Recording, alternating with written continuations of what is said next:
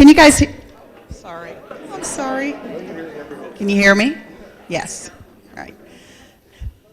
We're going to change our format a little bit today. First of all, good morning and welcome. Thanks for coming. I knew we would have a light crowd today because I know that a lot of folks are already on leave for the holiday, and good for them. We're going to do a couple of topics that I have to cover this morning. Then we're going to do questions and answers, and then after that we have a special guest who will be visiting, and that's who has the slides here. I hope you'll enjoy that particular presentation. I've seen it, and I think it's going to be really, really good. First thing, last time we had a town hall, I told everybody what the who had won the slogan contest, motto contest, whatever you want to call it, and that I would check into whether we could purchase with government funds some promotional items, T-shirts, coffee mugs, pins, whatever. And I checked with our legal office, and unfortunately the answer is no, we cannot. I have the reg here if anybody cares to read it, but the bottom line is it says that you are not allowed to do that with government funds. Now, that doesn't mean that we can't purchase some things. I am willing to personally pay for some of those things, as I assume. Haven't asked any of the managers, but I'm assuming the managers might pitch in with me. And so we will just go about it that way and get some things. And we will keep them on hand to give out to people, not in lieu of an on-the-spot, but whenever there's some meaningful situation where they need, just a nice pat on the back or whatever. So we'll get that underway. Of course, if we were using government funds, we'd be able to buy hundreds and thousands, and since we're using our money, it'll be a little tighter, but we will still do it. So, as I told you before, I would check on it. I won't break any rules, and since the rules say I can't do it with government funds, I won't do that, so sorry about that. Next thing I want to talk about is the big Accenture contract, the EBS contract, and many of you who are leads already participate in the kickoff meeting for that contract, and so you may already know this, but I don't know that the entire populace understands this. With the EBS contract, basically it's a 10-year contract. There's 5 years that were awarded already, and then there are 5 one-year options that can be exercised. Basically, it costs $32 million a year, and for that $32 million, we get roughly 125 people, 129 people. Don't hold me to those numbers, okay? And we are getting a discounted rate from Accenture that we did not get, we hadn't gotten before. So we're getting a really, really good rate for the folks who are coming here to work. But right now, if any of you have looked at the higher level, you'll know that right now we probably have 150, 160 Accenture people on the ground. So everyone's has been very concerned, oh my gosh, what's going to happen? Are we going to lose people? Well, we are going to keep basically the same number of people on the ground through the end of this fiscal year so we can get the PDP done. After this fiscal year, that number will probably go down somewhat. What we have done is done an interim contract for the difference, like 40-some people between the new contract and what we had on the ground before. Just basically a 3-month contract so we can keep everybody on staff, or the same numbers, I will say, on staff, so we can complete the PDP this year. The thing that you may see, and I'm sure you are seeing this, is some of the faces are switching out, okay? Some of the folks who have worked with Accenture for quite a while, and many of these are subs, many of those subcontractors cannot or aren't willing to work for those lower discounted rates. And so Accenture is having to take John Doe, who is a sub, and stop working with him and then find Mary Smith, who is either an Accenture person or who is another sub who is willing to work for the discounted rates that they gave the government. So while you may see faces switch out and you may see an area go down for a couple weeks and then it'll come back up, the overall numbers by and large are going to stay the same through the end of September. Okay? So I just want everybody to understand that. Don't worry, everything will be fine. And keep in mind that, production support or operations is job one around here. And so we have to keep the system running. All the other stuff, all the SCRs and the remedy tickets that are not hotlines, go in a job jar. And if we have to spend more of our time doing operational support because of decreased numbers, then what that means is our job jar just gets bigger for things that we will do eventually, okay? So nobody needs to panic. Everything's going to be fine, but I did want to let you know that you will see some faces switching out. That is basically due to the fact that the subs with Accenture cannot or will not, one or the other, bring their people in at those discounted rates. Then, of course, you always have, same thing we have here. You have people who work for Accenture who get promoted, you know, and they go off to work somewhere else, or they quit the company. And so you'll always see that kind of turnover. But I just wanted to let you know why over the next couple of months you're going to see probably more turnover than normal. Are there any questions on that? Okay, everybody's really quiet. I'm going to, yeah. Those are the only two things that I had to present today, but I'm going to open the floor up for any questions before we have our guest presentation. Is anybody awake? Did you have a question, Deborah? You what? Oh, you were awake. Okay, that's fine. That's fine. Very good. Yes, ma'am.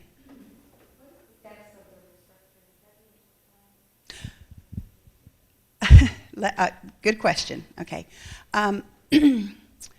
We have been told by headquarters that our general order is not going to be signed until 1 October. I think I announced that last month at the town hall. We are still in that posture, although now that we've gone almost a whole year, I think we submitted our general order to them last August, so we're almost a whole year into this.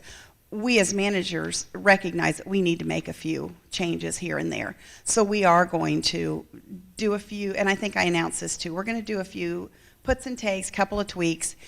As soon as we have that structure put together, in fact, the leadership group has been meeting on that this week, and I'm going to be presenting it at headquarters on July 9th. As soon as we have headquarters approval for the revised structure, and it's not going to affect the majority of folks. It just isn't.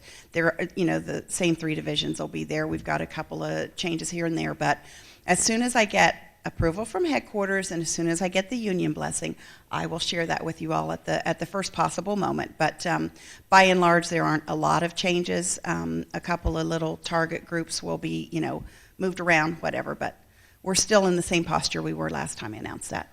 Okay. Other questions? Yes, Phil.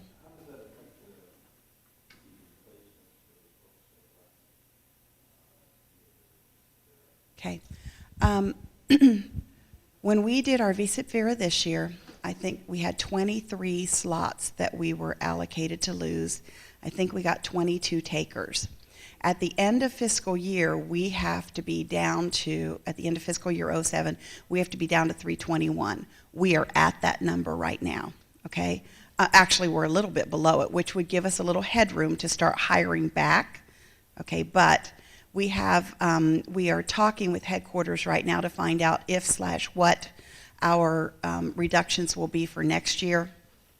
We don't have anything official yet from them. We're still negotiating that. So before I start hiring back, I want to make sure what our numbers are going to be for next year so that I do not hire people and then turn around and offer the same people VSIP Veras.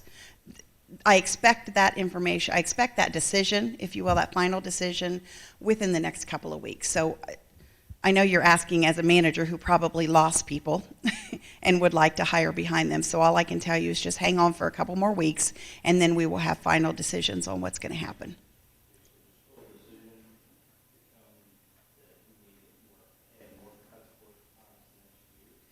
It's a possibility, yes. It's being discussed. Okay, but we don't have anything firm yet. As soon as I do, I will certainly tell you. But if we do, we will probably do them through we'll try VSIP Vera, which has worked so far. But again, I don't have anything official. I do have a request from headquarters that's due by July 15th to tell them how many VSIP Veras I would like for next year. And remember that when you get VSIP Veras, there's two kinds. There's the restructuring kind where you might let GS 4s and 5s go so you can hire more GS-13s, or vice versa, okay? Or you might let systems analysts go so you can hire more InfoSec people, or more InfoSec people so you can hire more systems analysts, whatever. It's to reshape the look and feel of your organization. Then there are the other kind of VSIP VERAs, which are the reduction ones, okay? And so we're being asked which we would like and how many of each. We still don't have that answer yet. We're just now starting to formulate those, okay? So as soon as I know anything officially, I will be happy to share it with you, okay? And if it's not time for a town hall, it'll come down through the normal, chain of command, either an email out from me to everybody, or we'll call a special town hall, or it'll go through chain of command, okay? Other questions? Okay. I have to put my glasses on for this one. Well, I can't get them out of my thing. Hold on one second here. Sorry. They're stuck in my pen.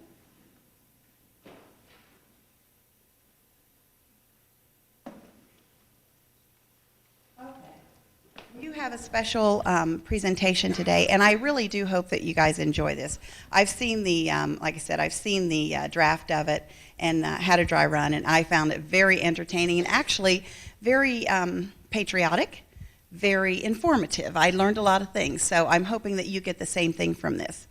Our guest speaker today was the founder, president, and CEO of Wilson's Packing Company, who was a major supplier to the United States military, or is a major supplier to the United States military.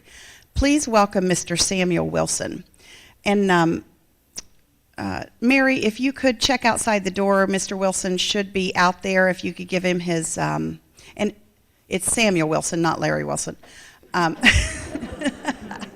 if you could check out there and see if he's there.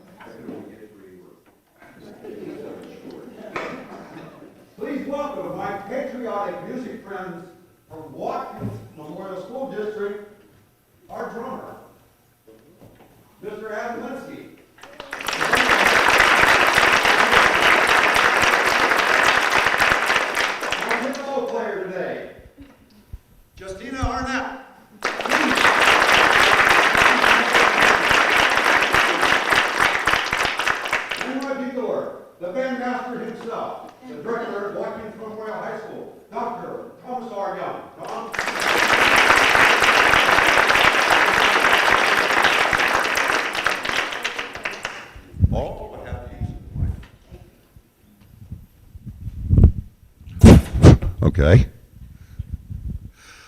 Ms. Van Meter, thank you for giving me this opportunity to speak today.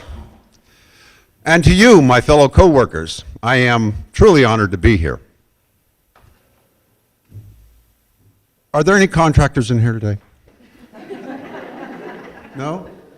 That's a shame. Do me a favor. The information that you're about to receive, if you would, when you go back, please transfer that knowledge to them.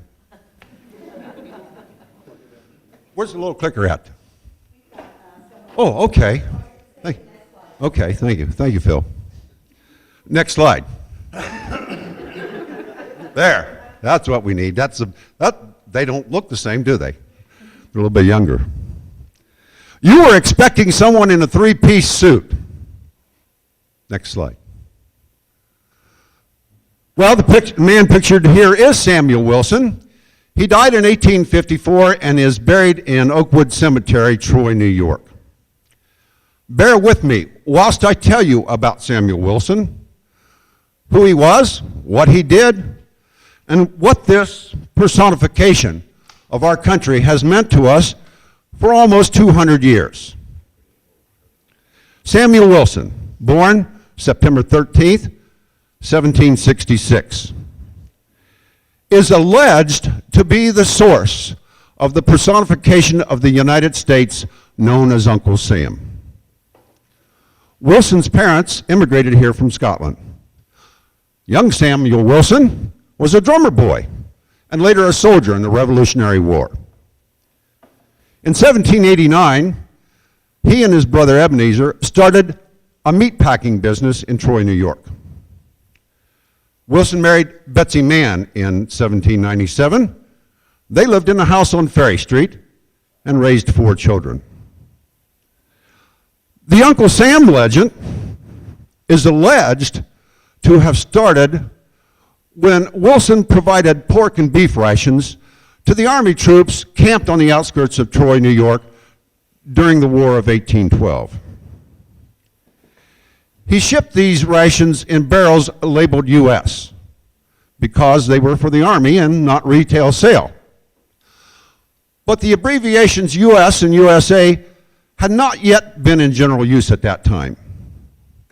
When a federal inspection crew, they're DCMA now, when a federal inspection crew visited Wilson's plant, they asked one of the workers what the U.S. signified.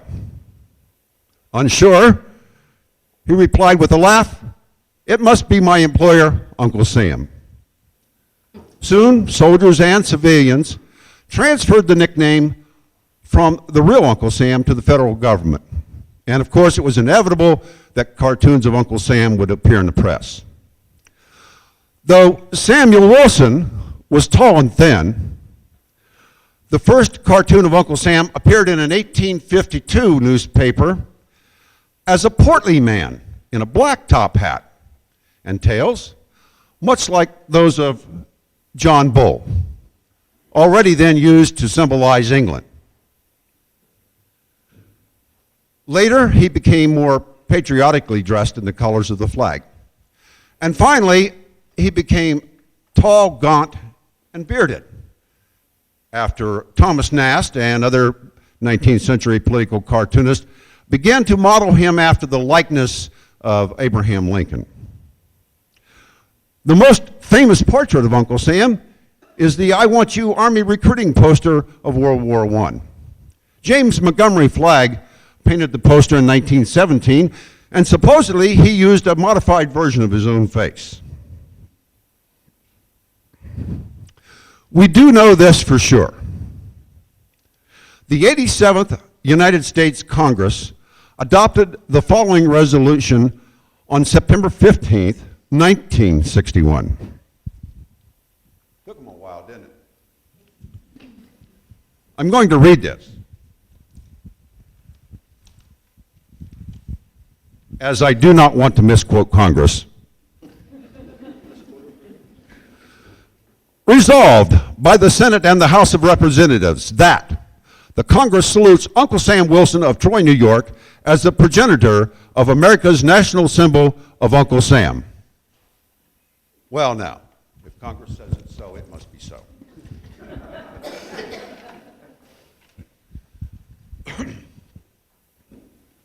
Today, with the possible exception of the Statue of Liberty, The character of Uncle Sam is perhaps the most easily recognizable personification of the United States.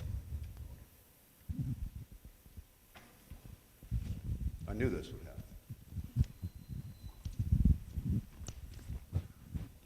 Yeah. So, Uncle Sam was originally a real person, Samuel Wilson. And his character was developed through a century and a half by political and commercial artists. Over the years, many opportunists have used this personification towards their own ends. Thanks to a certain Mr. Cunningham, I saw you out here, I have enjoyed reading Uncle Sam comic books over the past year, and I have a box of Uncle Sam cereal displayed up at my desk. Seems like everybody wants to cash in on his popularity. Even the Grateful Dead once used his likeness, although I doubt if Samuel Wilson would have approved. Enough trivia about Samuel Wilson and his part with Uncle Sam. What has the real Uncle Sam been doing all these years? History records tell us that Samuel Wilson was awarded a contract to supply our northern troops during the War of 1812. But Uncle Sam, not Samuel Wilson, went far beyond that small initial contract. You might say a mod was written for him, and he was given a permanent contract extension. That's something I'm sure our contractors would love to have. Uncle Sam supplied the sailors of Oliver Hazard Perry, and he supplied the troops of Colonel Jackson at New Orleans. But he did not stop there. He supplied the Marines at the Halls of Montezuma. And after the Alamo, he supplied the troops of Sam Houston.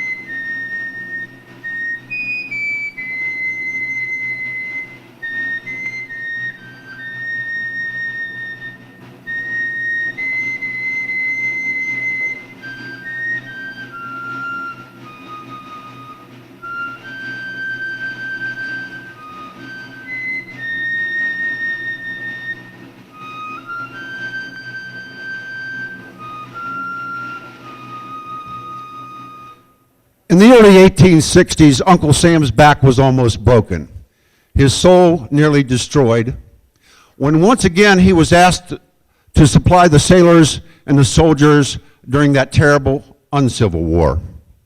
He went with them to places like Bull Run, Shiloh, Vicksburg, Gettysburg, and many other battles for yet another war for freedom.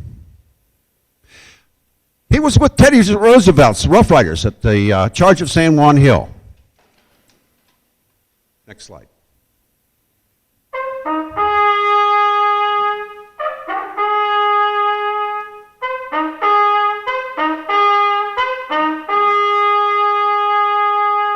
In a war to end all wars, Uncle Sam supplied our first pilots of the 94th Aero Squadron and the troops in the trenches of northern France.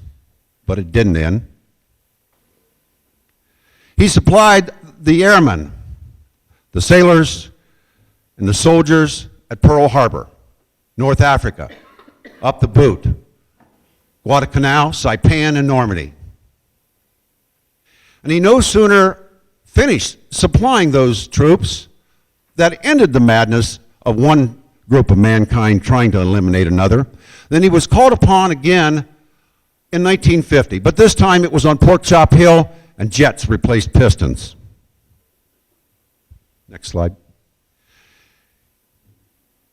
In 1967, 1968, there was a young 20-year-old infantry squad leader who thanked Uncle Sam every time those brave chopper pilots flew in hot chow, dry socks, yes, even cigarettes, sometimes a cold beer. These were only a few battles for freedom. There were many more. lesser known, but important nonetheless.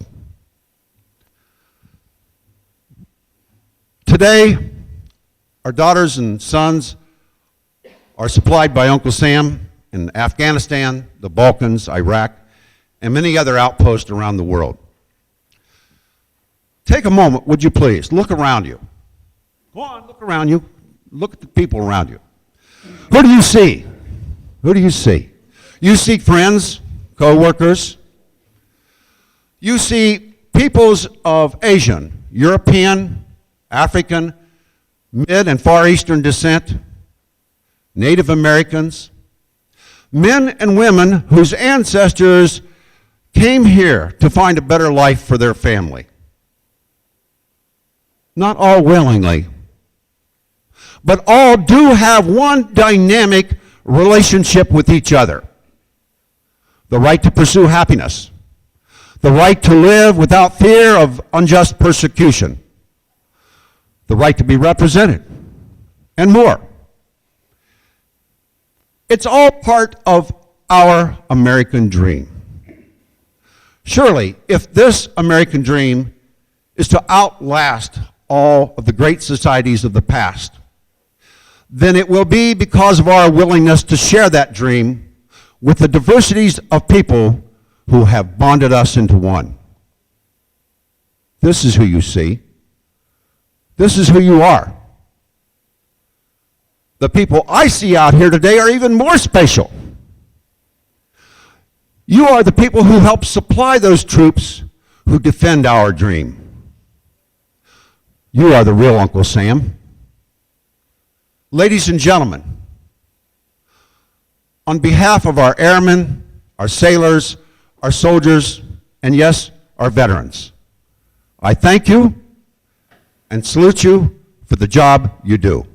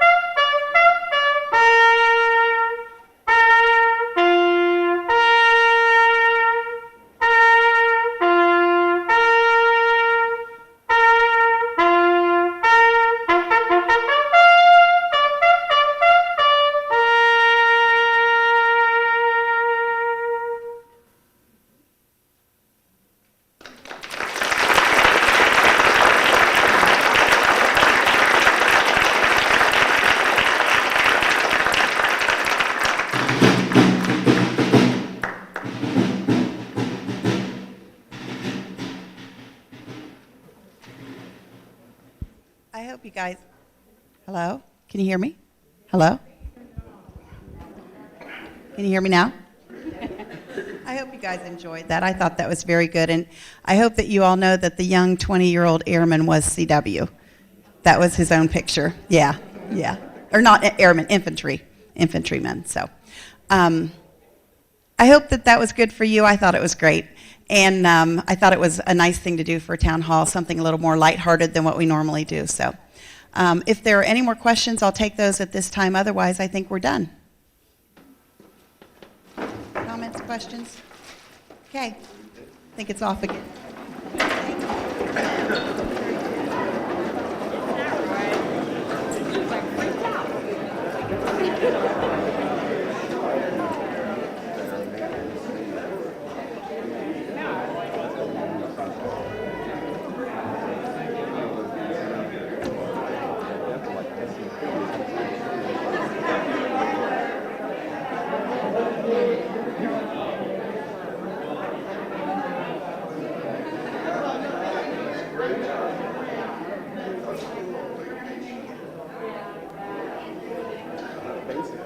don't have to use yeah, this is a sand bias. If it's something that's identified as sand, it's simply yes.